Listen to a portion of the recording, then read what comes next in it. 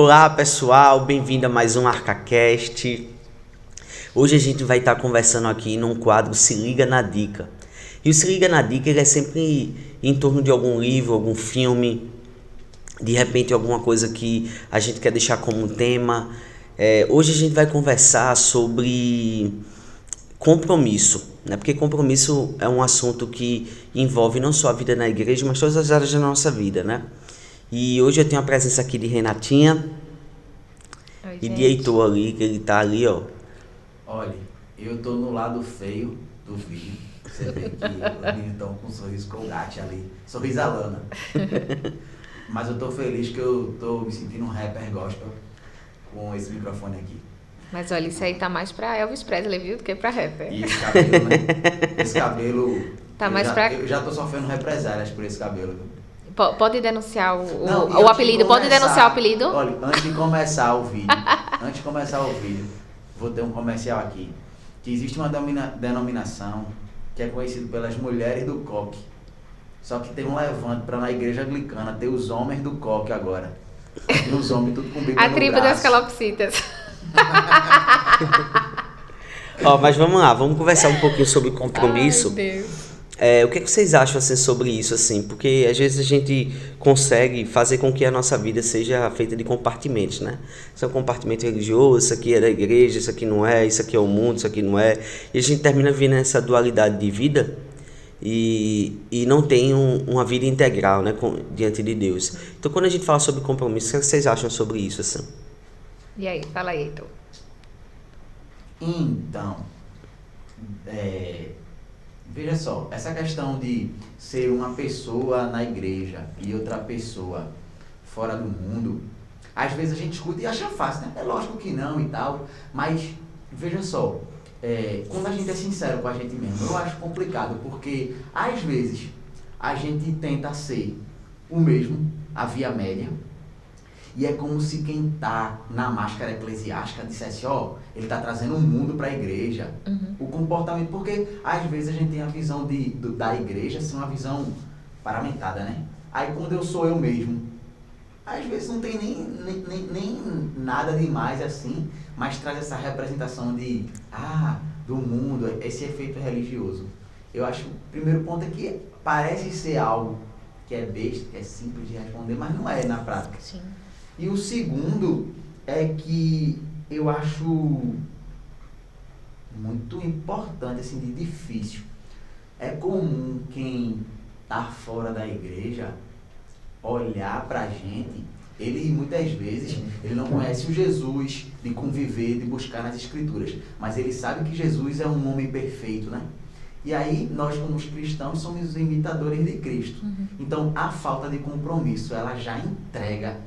Tem uma frase que eu não sei se vocês sabem de quem é, assim, eu sempre falo, mas não lembro de quem é, que é que nós cristãos somos a única Bíblia que muitos incrédulos vão ler. Sim. E o compromisso é como se fosse uma das primeiras páginas. Porque, veja, se eu não sou alguém compromissado, isso aparece de cara no meu colégio, na minha vida acadêmica, no meu trabalho. Então, a falta de compromisso está, tipo, na introdução dessa minha Bíblia. E é difícil, cara, porque, como eu já disse, como é que eu consigo ter toda hora essa memória de que eu represento Cristo? É só pela graça. Então aí vem essas disciplinas espirituais, né? Que fazem com que a gente não seja um personagem, que a gente seja por inteiro. Massa. Eu acho que assim, o grande erro na chamada vida cristã é quando a gente começa a compartimentar as coisas, sabe? A gente começa a colocar, não, isso aqui é a minha vida secular, isso aqui é a minha vida dentro da igreja, e a gente começa a criar departamentos. E cristianismo é isso, o cristianismo ele é para ser vivido de forma integral em qualquer esfera da vida da gente. E o compromisso, eu vejo muito compromisso como uma questão de excelência. Eu vejo compromisso como excelência, sabe? Porque se eu faço as coisas de forma descompromissada, de forma relaxada, eu não tô honrando a outra parte, eu não estou amando a outra parte. Porque assim, se eu amo o meu irmão e eu marquei um compromisso, sei lá, de chegar às 2h da tarde, e às 2h da tarde eu devo estar lá. Isso é amor, é respeito. Então o compromisso, ele passa por essa esfera de você realmente mostrar o cristianismo na prática. Porque assim, se a gente não faz isso, eu creio verdadeiramente que a gente está pecando. A gente não está falando a verdade. Porque se eu digo a você, olha, de tal hora eu tô ali. E, exceto por casos, digamos assim, eventuais, sei lá, o pneu do carro quebrou, alguma coisa assim. Mas não, tipo assim, marca de 2 horas, 2 horas eu tô em casa ainda, vendo uma televisão, então eu tô pecando, eu tô falando, não tô falando a verdade, não tô cumprindo com a verdade. Então, se eu não tô cumprindo com a verdade, eu tô dando brecha na minha vida, eu tô dando brecha pro inimigo atuar, eu tô sendo procrastinador, eu tô sendo uma pessoa que não está respeitando o outro, que não está amando o outro. Eu sou chamado, como cristão, como cristã, a honrar a minha palavra. Então, se eu coloco... Isso é tão sério, porque, assim, às vezes a gente vê dentro da igreja mesmo, pessoas que não honram, assim, vamos marcar uma reunião de um ministério tal. 8 horas, galera, reunião. Pô, dá 8h30, 9 horas é a hora que a galera tá começando a chegar. Eu lembro que eu sofri muito com isso, sabe? Quando eu comecei na igreja, eu ainda moro lá na Imbiribeira. A igreja da gente, a comunidade da gente tem piedade. E eu fazia um esforço imenso, porque eu estudava lá na Universidade Federal, aí pegava 2 ônibus pra ir, 2 ônibus pra vir, e era uma novela pra chegar aqui. E pra mim, eu dependia de ônibus, na época eu não tinha carro. E o ônibus que passava aqui, que era o Brigadeiro Borges, ele demorava uma eternidade pra passar, e só tinha ele pra onde eu moro. Então eu tinha que, por exemplo, se eu não pegasse o ônibus até as 10 horas, eu só ia pegar o outro pra depois das 11, que já era perigoso pra mim. Então, às vezes, eu chegava aqui, tipo assim, a reunião era de 8 horas. Eu chegava aqui, 8 horas eu tava aqui. E a reunião ia começar 9 e pouca, eu não ficava quase nada na reunião, tinha que sair para não perder o último ônibus, e aí ficava como se eu mesma não tivesse tido compromisso de estar ali até o final. Só que ou eu fazia isso ou eu não voltava para casa. Então, assim, a gente tem que honrar quando a gente fala. Isso é muito sério, isso passa pelo caráter de Jesus em você. Amém. Ô Carlinhos, deixa eu fazer uma pergunta que Renatinha falou e ficou muito forte. Veja, a palavra diz, foi até acho que Paulo, que a gente tem que fazer tudo para a glória de Deus. E ele vai até no detalhe, ele fala comendo, bebendo. E aí o que pode gerar, e principalmente o jovem. Eu falo jovem pela maturidade de vida. É o seguinte, poxa, tudo que eu tenho que fazer com excelência porque é para Deus. Então, quando é algo ministerial, com mais excelência ainda. Como é que a gente equilibra o seguinte? Poxa, eu tenho que fazer tudo com excelência, então eu vou sair. Porque eu não vou conseguir fazer bem, então é melhor deixar pra lá. Que aí gera outro extremo. O outro extremo. Descompromisso. Descompromisso. Como é que a gente equilibra isso? Porque eu tenho que fazer tudo com excelência. Eu acho que são desculpas, sabe? Tá mais pelo caminho da sabotagem aí, de desculpas.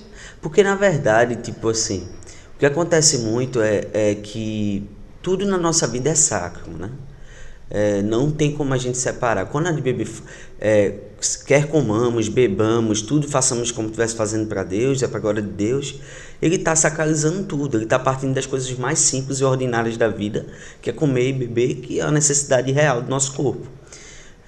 Então, o que acontece muitas vezes é que a gente precisa entender a profundidade disso e, de fato, ver que Deus está querendo enraizar o caráter dele em nós, como Renata falou. Ele está querendo criar e fincar raízes aonde eu tenho um compromisso, não como uma palavra bonita, não como uma coisa... Porque assim, eu acredito que pode ter gente que está aqui todo dia na igreja, mas é descompromissado. Está simplesmente porque está fugindo, está fugindo às vezes dos compromissos que tem que ter lá fora. Também não é só vir para a igreja, né? Só estar na igreja. Não se trata disso. Se trata de você ser alguém que tem Deus em primeiro lugar na sua vida, porque Ele é que reorienta tudo que você faz. Quer comamos, quer bebamos, entendeu? Então, assim, por isso que quando o jovem chega para mim e diz assim, pastor, mas é porque eu estou num tempo muito difícil, vestibular chegando, adolescente é o vestibular. O jovem é porque começou a trabalhar. Tem o TCC. Tem o TCC, tem as coisas. Então, assim... Eu entendo que pode ter as devidas exceções, né, de uma saída temporada, mas são exceções. No geral, tem como você diminuir e continuar servindo. Porque o que acontece muitas vezes é que a gente usa o tempo da forma mais precária possível. A gente passa 1 hora, 2 horas no celular, mas não tem 1 hora, 2 horas para vir servir na igreja. Aí não, é porque eu não tenho tempo, mas ficou 1 ou 2 horas no celular. Então, eu não tenho tempo para... Pastor, eu estou no vestibular. O terceiro ano é o ano da maior evasão dos cristãos na igreja. Por quê? Porque eles começam... Terceiro ano a gente pensa que é ano só de estudar. Nunca mais volta, muitas vezes. Nunca mais vai volta. Por quê? Porque o terceiro ano é um ano mais difícil, porque é onde a pressão é mais forte, aonde eles mais precisam de Deus, aonde as influências, os escapes são festas, baladas, ficadas.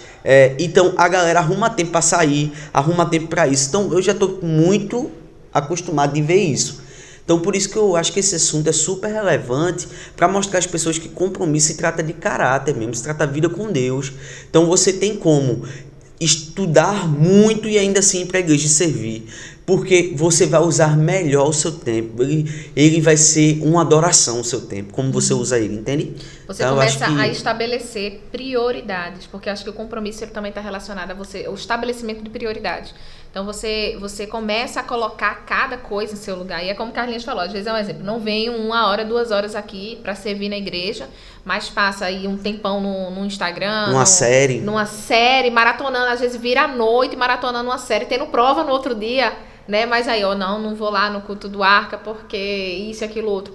Então não existe, é tudo uma questão de prioridades. E eu acho que o compromisso, ele também está vinculado, de certa forma, à adoração. Tá vinculado à adoração, porque, como o Carlinhos falou, tem a ver com caráter, tem a ver com honrar a palavra, tem a ver com você amar a você, se respeitar, amar o outro e cumprir aquilo que você deve fazer. E isso quando alguém vê, no caso de uma reunião, ou quando ninguém vê.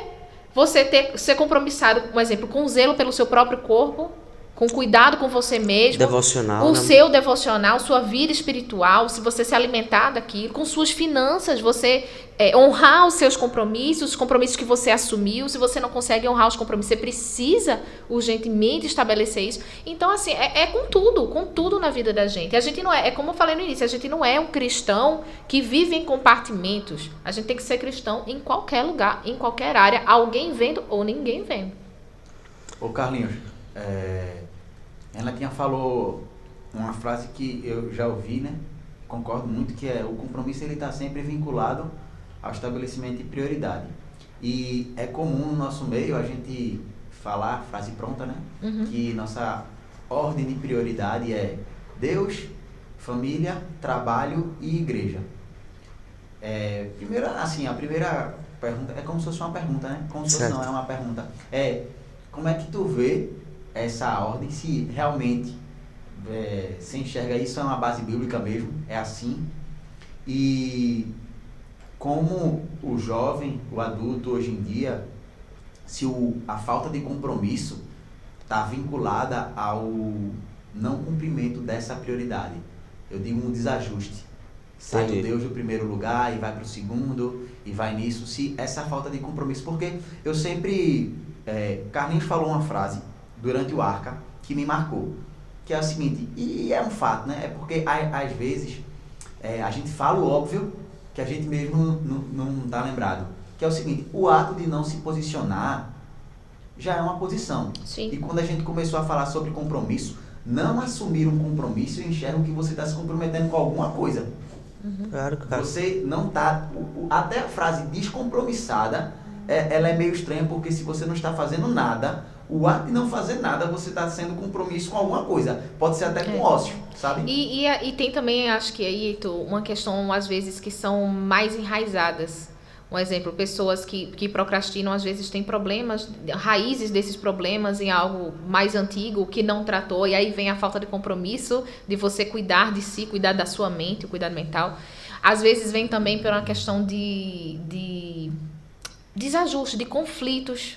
Por exemplo, eu não vou me comprometer em servir aqui no Arca, porque eu não sei se esse é o meu ministério, eu não sei se esse é o meu chamado, e começa a entrar nesses conflitos pessoais, e isso acaba externando na falta de compromisso, né? Exato. Tem vários motivos, né? Tem gente que tem medo, porque, não vou fazer tão bem feito quanto Renatinha.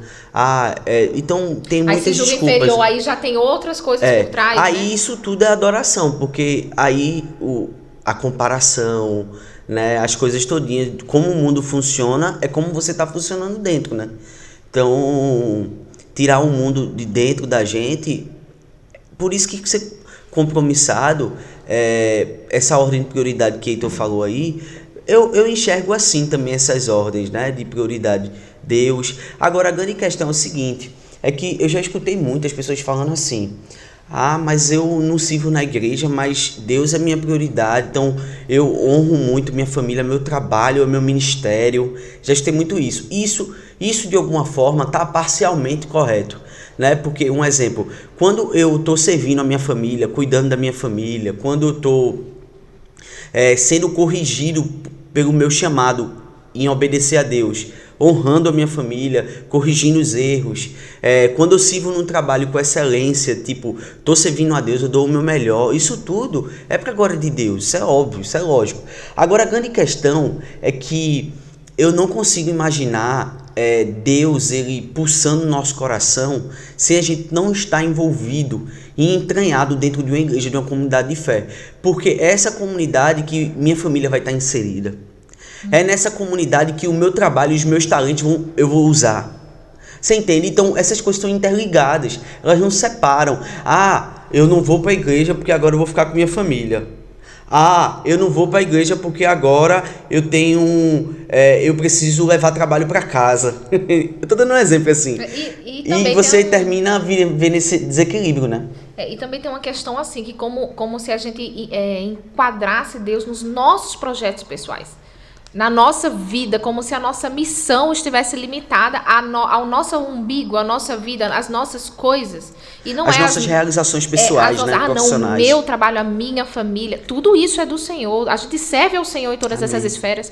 Só que a gente tem que estar comprometido também com uma obra que é maior que nós, que vai para além de nós e que são obras que muitas vezes só vão ser alcançadas, não na minha esfera pessoal, com o meu talento pessoal, mas em corpo, em unidade, com o talento, somando-se aos talentos das pessoas. A gente tem que estar comprometido com uma obra que é maior do que nós, que é a Igreja de Cristo, é a missão maior. Isso quer dizer que eu vou negligenciar a minha família, meu trabalho? Absolutamente não. Isso aqui está em primeiro lugar. Eu tenho que arrumar não importa, tenho que me comprometer, arrumar uma brecha na minha agenda, o que for. Eu tenho que me comprometer, eu tenho um tempo especial com a minha família, eu tenho que honrar minha família. Ali é o meu primeiro ministério, mas não é porque ali é o meu primeiro ministério que eu vou abandonar o avanço do reino de Deus, né? Porque vai além de mim. É importante se diga, amor, porque se fala muito assim, né? Minha família é meu primeiro ministério. A gente tem que ter cuidado também com isso, porque assim, tem pessoas que idolatram a família também. Que isso é um pecado. Por isso que quando o evangelho diz, se você quer me seguir, negue pai, mãe, cachorro, papagaio, filho, periquito, todo mundo fala da família todinha. Tô dando um exemplo aqui. Porque qual é a ideia? A ideia é o seguinte, que Deus deve estar em primeiro lugar. Agora, isso não quer dizer que você vai abandonar a família. Isso quer dizer que você vai ser mais compromissado de fato com ela, né? Você vai usar melhor o tempo, você vai adorar a Deus, você vai refletir o caráter de Cristo, você vai ser humilde para reconhecer os seus erros.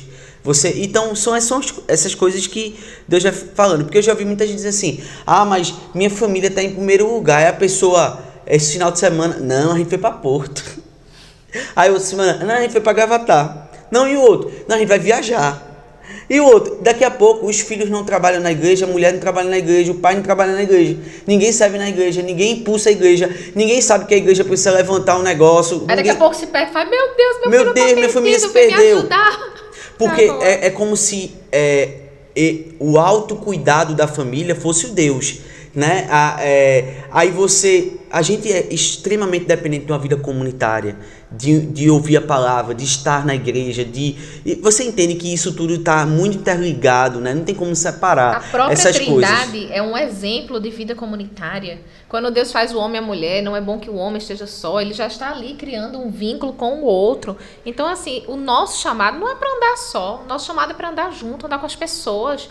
Aí faz, mas eu não sei como é o chamado. Olha, seu chamado primeiro é amar as pessoas. Esse é o seu chamado primeiro. Ame as pessoas. É por aí. Eu estava escrevendo de madrugada e eu me peguei em 2 casos. E ali a gente vê a importância da igreja. A primeira é a queda do homem.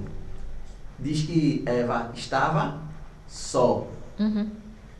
E ela não foi feita para estar só. É lógico que a gente tem que tomar cuidado. Eu não estou falando de dependência emocional. Estou falando de que ela não estava, naquele contexto, em comunhão com aquele que deveria estar, que é o seu marido.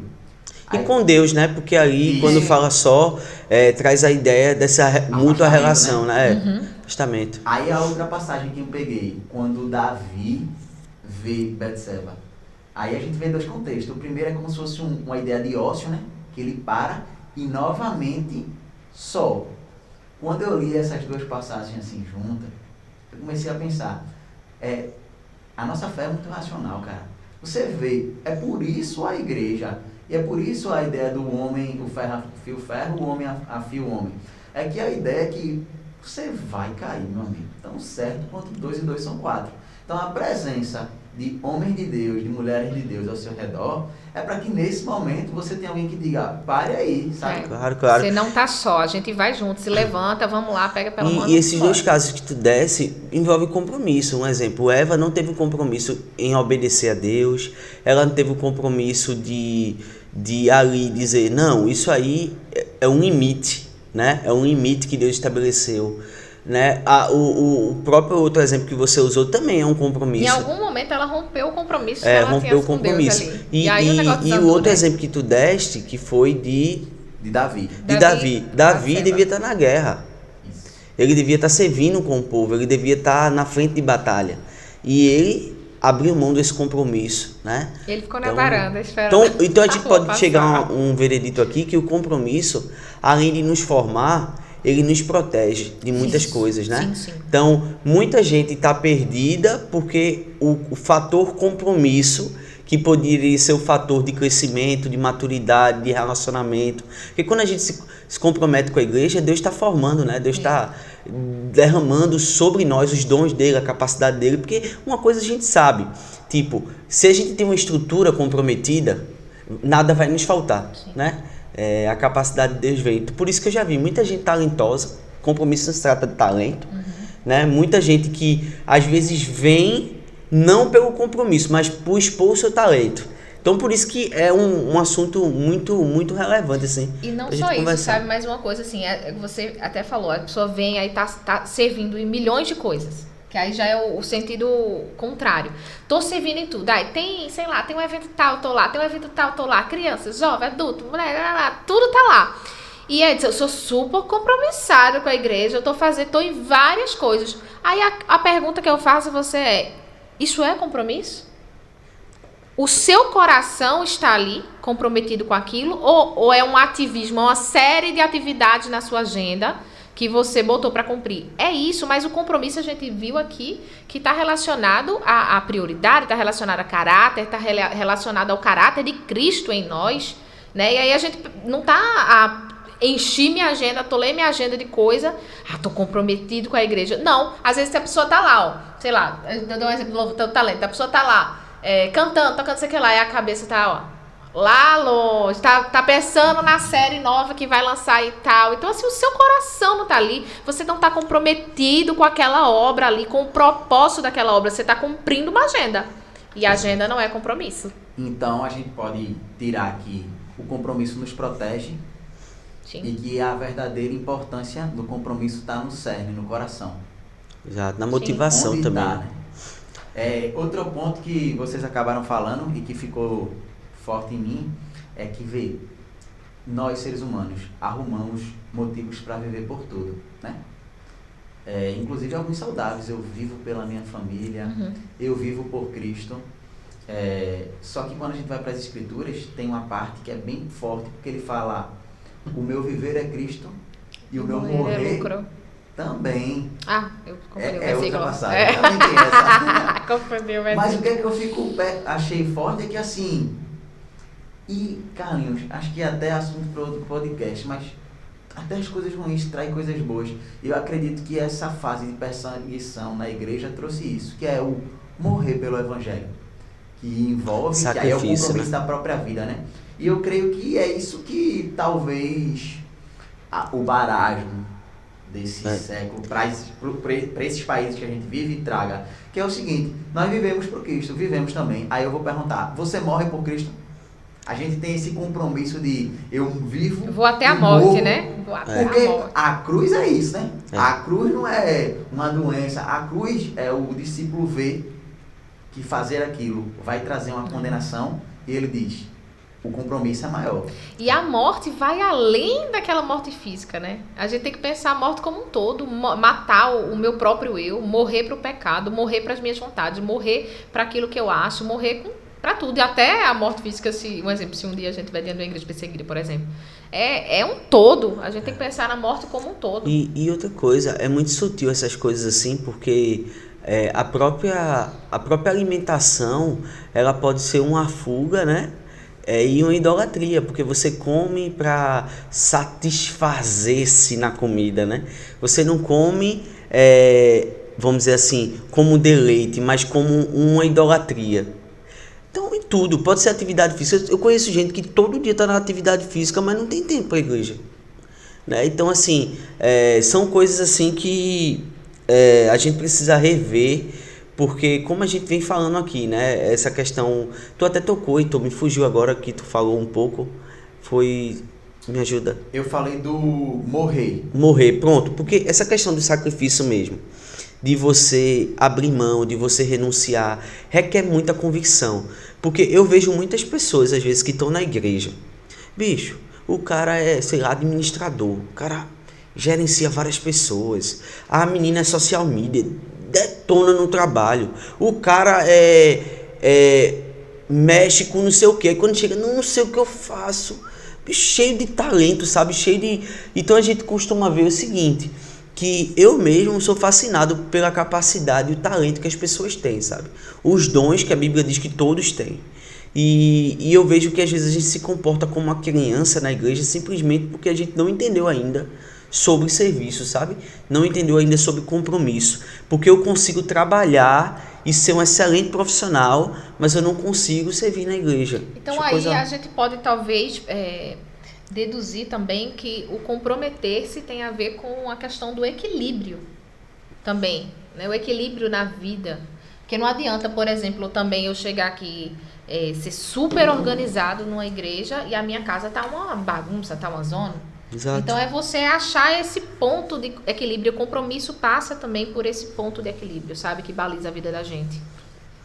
Mais uma, acho que é uma pergunta até talvez para finalizar, né?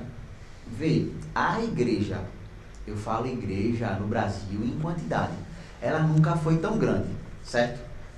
Quando a gente pega o início do livro de Atos, a gente vê o impacto que era a igreja primitiva quando ele surgia na cidade.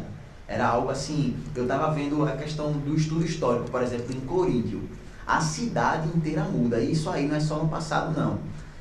Independente de calvinismo, arminianismo, Calvino, na cidade dele, ele revolucionou de tal forma que eu vi uma vez o pessoal falando sobre a questão do relógio suíço, está muito associada à excelência, porque naquele avivamento, naquele local, se tinha muito isso, tudo para a glória de Deus. Aí vamos trazer para o contemporâneo, para o agora. Nunca houve tanto cristão no Brasil. Só que quando a gente vai para os números sociais, a sensação que dá é que não tem diferença.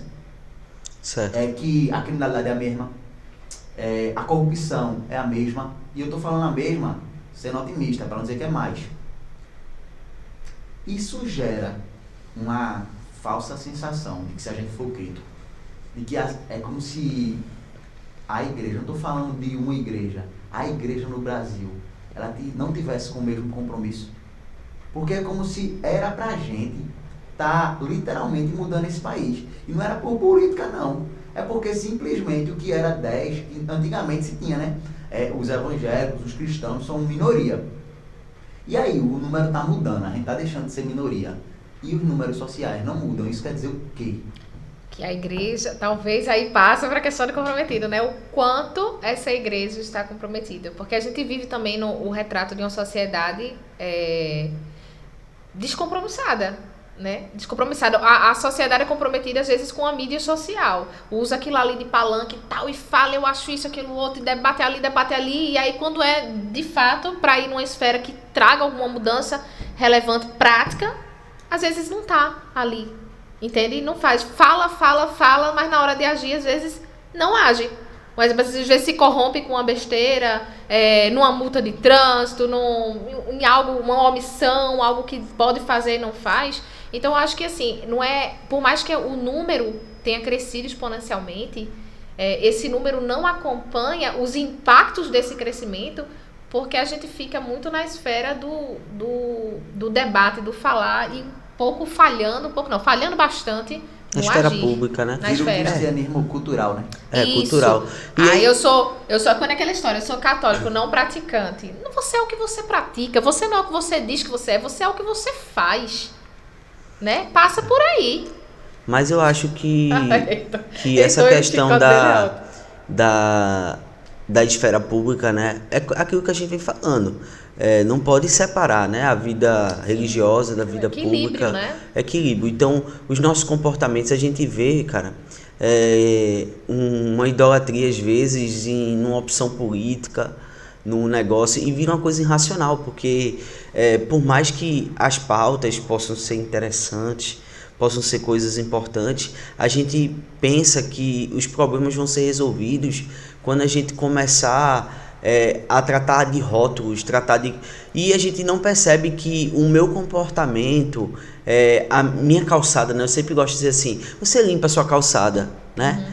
Vamos começar pela nossa calçada, vamos começar nossa casa. por ali, né? Então, às vezes a gente diz assim, mas o mundo vai caminhar assim, o mundo já é do maligno. Essa questão de continuar existindo, você chega num país de primeiro mundo, um exemplo, onde a corrupção é mínima, onde a educação é fantástica, mas você pode olhar, os países da Europa foram os países que mais entraram em guerra, tá aí, os países em guerra de novo.